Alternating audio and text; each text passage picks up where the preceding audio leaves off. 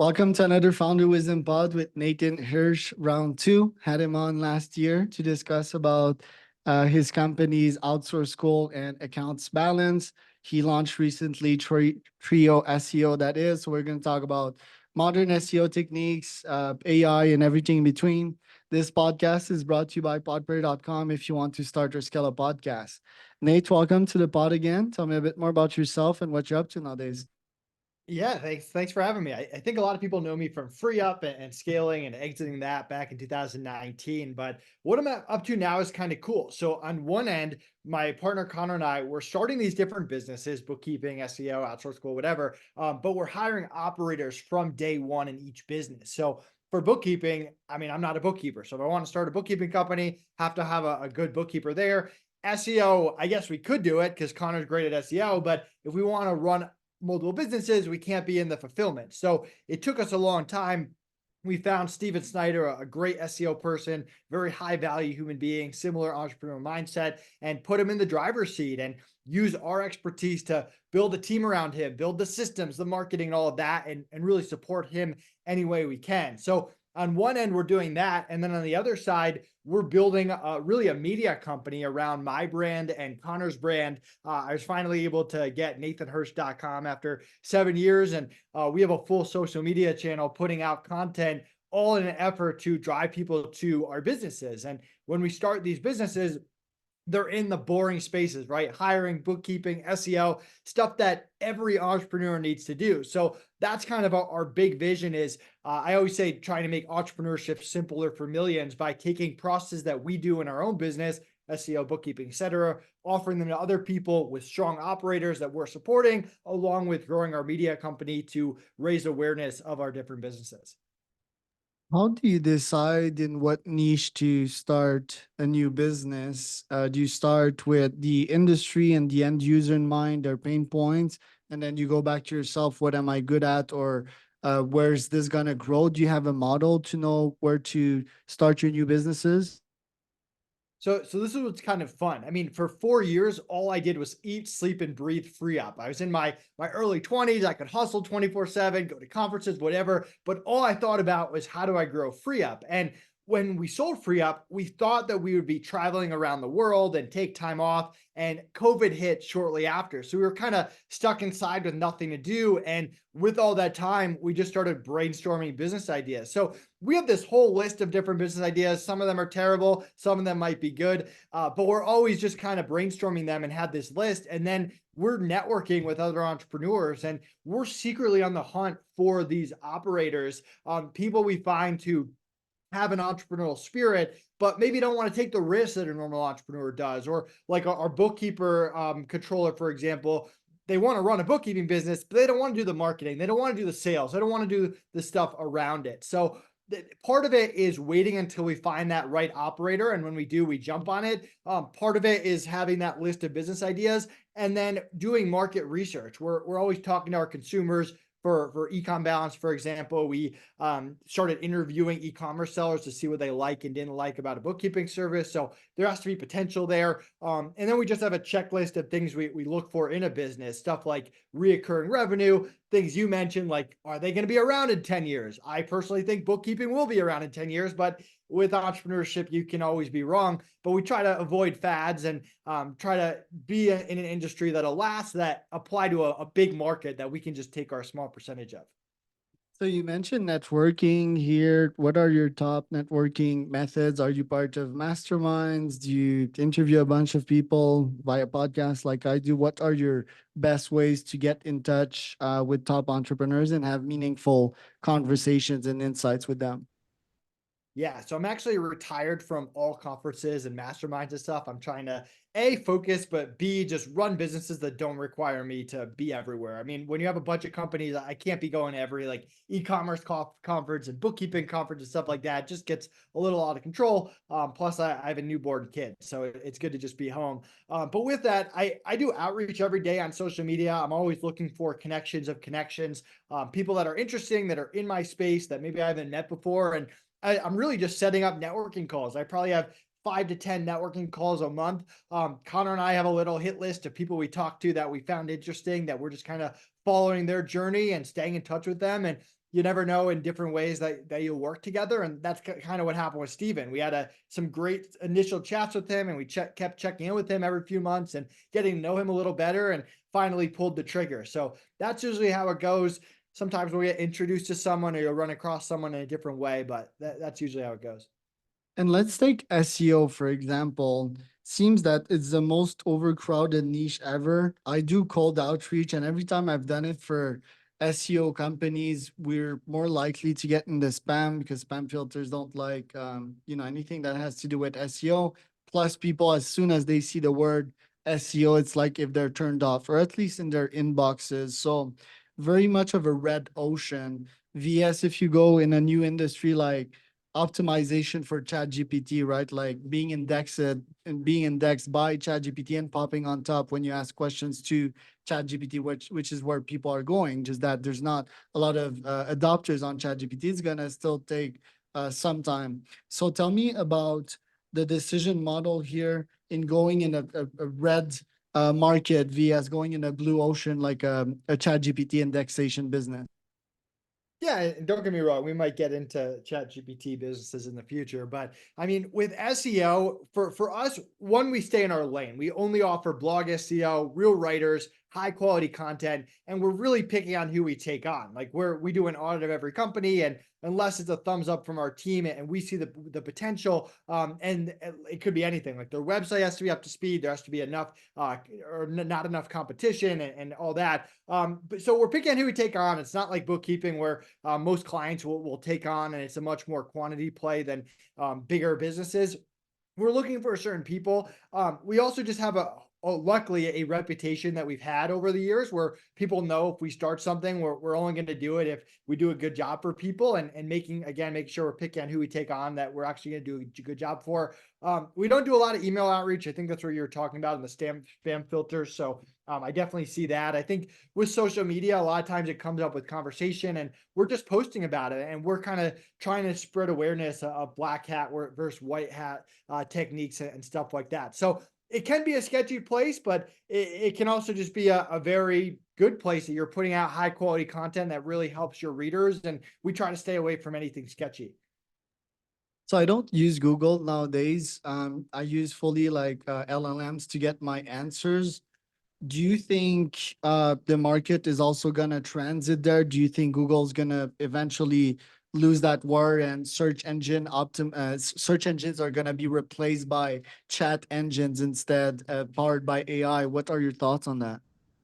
Yeah, I can't predict the future. Maybe Google just goes away, but I honestly don't see that happening. Like, if going against my head, I think Google is here to stay. I think there will definitely be changes, and people will have to adjust to it. But bottom line, whether you're putting out AI content or human written content, it has to be high quality content that actually helps the readers. And I think that's what's important. I think when people lose sight of that and they go quantity and they're like, hey, I'm just going to have an AI spam everything and create all this BS content that's just going to touch on a lot of keywords, that's when you get into trouble. So for us, we're monitoring AI. We use AI in our process for certain research and outlines and stuff like that. But up until now, we still find that human writers, is the way to produce the best content. That could evolve over time. And then, I mean, in terms of Google, we still think that Google's king, and they'll find a way to remain king until we see otherwise. What if I tell my AI to check for the latest topics in my field and take the voice of the best SEO writer out there, dissect his angles, his tone of voice, his spiciness, and write in that style? Do you think I could get indexed very quick and at scale with that model? I mean, I don't think SEO is very quick in any model, no matter what you do. I mean, SEO is a long-term play. For us, like I said, we're monitoring AI. There's people who are really good at AI and that can come up with really good content. For us, we're very focused on both our businesses and the clients that we take on. How do we put out really high quality for them that's going to compete with the other people in their space or in our space? And that's really what we're focused on. And how you get to that, at some point becomes irrelevant, but we have a process that we know works, and we'll adjust that process over time. I was speaking as not the SEO expert because Connor and Steven are, but that's really the approach at a high level. And I mean, we don't see that approach changing from a high level. I'm sure the nuances of how you get there will change over time. Yesterday, I had a conversation with one of my business partners about launching new businesses, and that will be my next question after that. When your checklist when you launch a new business, but I was fantasizing about AI agents because I've been talking with various AI agent CEOs and founders, and we're almost getting there. It's definitely replacing junior slash entry level humans, but definitely not replacing a top CEO, right? So I want to learn about your process when it comes to picking a top CEO to actually run your business. What are you looking for in them, and what kind of compensation, what kind of deal do you put on the table to make it interesting for them via the other opportunities they have? Yeah, so it's definitely the hardest job to hire for. We always joke that we're looking for people that'll sign a lifetime contract with us. And they don't actually sign a lifetime contract, but that's what we're looking for. We're looking for people who love building, love growing, want to be a part of something, someone that has the same values that we do in terms of treating our team well, treating people well when they make mistakes, owning up to it, and just making it right. And then people who are going to be in it for the long haul. Like with our controller, Shelia, she's made it very clear, like she wants this to be her last job. Now, things can change, life comes up, all of that. But at the most part, like that's what we're looking for. We want people like that. Like Connor and I will probably work with each other forever. And we're looking for people that have that same mindset. And it's very hard to find. That's why you have to be picky. Skill wise, that they have to have been there and done it before. We don't want someone who's a bookkeeper but have never run a bookkeeping business. Shelia ran her own bookkeeping business. Steven ran his own SEO business. We want people who can kind of skip that first 6 months of figuring it out and say, hey, here are the processes we need to put in place from day one, and people that we can get a beer with. Like that sounds silly, but we meet up with Shelia once a month in person. All of our businesses are remote. We just flew out to California. Steve's in Seattle, so we met up there and got to know him and hang out with him, and again have a beer with him. So that's what we look for. There's no perfect formula. Hires can always not work out, but I mean, people are replaceable. Like if it comes to it and someone needs to quit, there we'll replace them. But hopefully we've hired a good ethical person that's not just going to disappear on us or give us normal 2 weeks notice. They're going to say, hey, listen guys, this isn't for me anymore. Let's create a good transition plan. And sometimes things like that work out. I can't tell you how many times in past businesses someone that I thought was irreplaceable left, and when we replaced them, it was a blessing in disguise because that new person, not only were they better in some way, but we had learned so much of what we needed from that first person that the next hire came even better. So we want these people to stay. That's what we look for. But it's not like if they leave, everything just explodes instantly, you know? Why and how should I find my Connor, and what type of contract is that? Is it unconditional love, or is it like the win-win type of agreement? Yeah, I didn't answer your question about the operator. So usually it's some kind of base pay that's either average or slightly below average for the industry. So I'm making up numbers, but if a COO of a bookkeeping business gets 100,000, maybe they get 75 or something. But then plus some kind of profit share, so they're incentivized for the business to do well, and they have skin in the game. And then some kind of percentage if the company sells. And we had that agreement with FreeUp with one of our developers who helped us build it. And when we sold FreeUp, he got a nice little cash out too. So that's how we try to structure it. So it's a win-win. They have to know that they're not getting paid like they're working at Google for working at our startup, but there has to be upside there as well. And something that it's very important your incentives are aligned. If your incentives are not aligned, things can go haywire pretty quickly. In terms of like working with Connor, I mean, right now we just split everything 50-50. We're pretty fair about everything. There's clauses that we can both get out of it if we really want to in different ways. And we try to make it just the most fair agreement possible. And Connor and I always say, like, if something happens, we don't pull out our operating agreement and say, like, in section 3, part 5, like, this is what it says. We talk it out like human beings and try to figure out a solution that works for everyone. And that's kind of how we approach business. And You can't predict the future. Like life could happen in a million different ways. I know the company that we sold FreeUp to, they were kind of like the Conor and Nates that in like 20 years in the future, and we looked up to them. And when they got sold to a private equity firm, venture capital, one of them decided to retire. He wanted to focus on his family. So things can happen, things can change, but you got to kind of live in the moment and enjoy what's working. Then your 0 to 1 checklist in terms of launching a startup. How can you launch and get clients and get case studies if you don't, like how can you convince people to work with you on day 3? Literally, do you have a checklist and a system for that?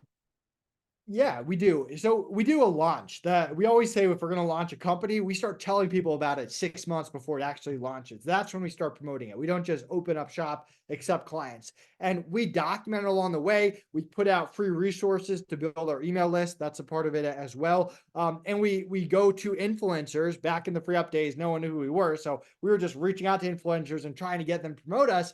Now we know different people in the space and we try to go on goodwill and hopefully we're very fortunate that people trust us and they believe in our ventures and believe in us and will give us a chance. And we try to hook up our beta clients. They know that they're going to be locked in at the lowest prices ever. But we also usually give out like bookkeeping. We gave out 2 free months to all of our initial clients, and with the expectation that it's not going to be perfect. We're probably going to mess up. You have to bear with us. We want feedback. We want to know how we can improve the process. And if it does go well, we want a testimonial. Now, if we did this big launch and we couldn't give away 2 free months of bookkeeping and get any clients, we don't have a business. We're going to move on to something else pretty quickly. And that's just the life of an entrepreneur. Things fail. Or on the flip side, if we got these clients with 2 free months, but then their paid months came up and they didn't continue or they dropped off, that's another sign as well. So you got to read the market, but you got to hook up those beta clients and build up a reputation over time, give out free resources, and really spend a lot of time upfront promoting it to get people in the door. How do you split your time nowadays between all these ventures? Yeah, it's my the front part of my week is a lot of meetings with the different operators and people on the teams and figuring out how we can support them and getting updates that our projects are going on. And the rest of it is focused really on our media company and our marketing and different tweaks we can make on social media. We have a kind of a saying like every week we want our content to be better than the week before, and that goes for all of our YouTube channels, our social media, stuff like that. So it's kind of split between supporting them and then the marketing. And then there's always a small part of it that's talking about new ventures and different things we have coming up our sleeve over the next few years. How would you describe your personality vs your founders? Connor's personality is calm, cool, collective. My personality is like rah rah, full speed ahead at all times, and I think that's why we complement each other very well. I mean, if you talked to me 6 years ago, I was very like high low situation when we were crushing it. I was pumped up when things were going poorly. I thought it was the end of the world. Now I'm a little bit more like I have an exit under my belt. Like if a business fails, I don't want it to fail. Like I want them all to succeed, but if something bad happens, it's not the end of the world. And I kind of look at life differently now that I'm a dad and a husband as well. But yeah, that's kind of how it is as an entrepreneur. I think we're very supportive. We have things that we believe in that we won't compromise on, like customer service and the way we treat our team and company values. And then on the flip side, we're always trying to learn. We're always trying to improve. We don't think that we're right just because we said so. We want the ideas of our team and we're leaning on them. How much is cash flow vs getting acquired in terms of goals of starting new businesses? It's funny. We never build our businesses to sell them, but we build our businesses to be sellable. And we actually have a exit blueprint, an exit playbook. If you go to nathanhirsch.com/exit, it's really how we set up all of our businesses to be sellable, from hiring, SOPs, marketing strategy, clean books, all that. And even the year of FreeUp, we didn't know we were going to get acquired or try to get acquired. One of our clients reached out and it was life changing. And it kind of put us in a position where we probably won't sell any of these companies. Like the people that bought FreeUp, they kind of just hoarded companies and just kept adding for years and years and years. And that's our plan. Now, if someone comes to us with a great offer, of course, we're going to listen and explore it. But our goal isn't to like build, flip. It's to have a portfolio of companies that all complement each other. And it's kind of cool because we'll sign a bookkeeping client who will also join Outsource School, who will also use us for SEO. And we want to continue to build this portfolio of businesses. Referral programs, what's your take on referral slash affiliate? Are you bullish on it? Yeah, it's a big part of everything. Not only are we bullish on it, but we try to have the best one in the industry. Like our bookkeeping, it's $50 a month reoccurring for as long as anyone's a client. I don't know anyone else that does that, but then we mention it. I just had a sales call before this, mention at the end of the call. It's at the bottom of all our emails. If we have salespeople, we're training them to talk about it. We preach it to our affiliates. It's in all of our marketing. So we really double down. It's a page on our website, and we want clients to know, like, hey, tell other people about us, your bookkeeping costs will go down. Influencers, tell people about us, we'll pay you every single month. And we really want that to be a good, solid part of our marketing. You have a newborn. How do you manage time with that little one via your businesses? It forces me, and this is great, to not start work right when I wake up and to like sign off and not work weekends. So sign off at a normal time and not work weekends. And I'm definitely in that position to do it. I turn down lots of stuff. If people want to film a podcast at 5 p.m. at night, I turn it down. If people want to do it on a weekend or do a meetup on a weekend or whatever, I turn it down in a nice, respectful way. So it definitely changes your priorities and it makes you focus on time management. I think I've also just become more productive in the hours I'm actually working. If my nanny's here 7 to 3, that's my time to shine. I have to get a lot done from 7 to 3. It's not like the FreeUp days when I was just going to work all day to whatever it took to get it done. There's now a cap on my time. So I thought you didn't have an nanny because you mentioned the disrupted sleep. I will certainly have a nanny or two, and they'll sleep here so that I don't have to wake up for the baby. Any thoughts on that? You are talking to me at a good time. If you had talked to me 3 weeks ago, I was a zombie. He was not sleeping through the night. Now he's finally slept through the night, and I feel like a new person. I have a lot of energy. I'm like back to my normal self. We talked about having a night nurse. My wife's mom, my mother-in-law, stayed with us for 3 months after he was born, so that was a big help, and she helped there. And yeah, maybe if I could do it over again or have a second kid, I would get a night nurse, or just have a nanny that stays with us. There's definitely, yeah, there were definitely a lot of nights where I did not get good sleep over the past few months. All right. So what are your top goals for this year? Continue growing all these different businesses, including nathanhirsch.com. That's a big focus of mine, and different sponsorships that go with it. We've been getting sponsors for our social media content and our digital brand or whatever you want to talk about. And then just growing our following count. That's huge, and continuing to support our operators. And we have another business up our sleeve towards the end of the year. I'm not going to share what it is, but we're excited about it. Where can people find out more about you and your businesses, Nate? Yeah, nathanhirsch.com. You can grab my exit playbook, nathanhirsch.com/exit, or connect with me on social media, Nathan Hirsch on any social media platform.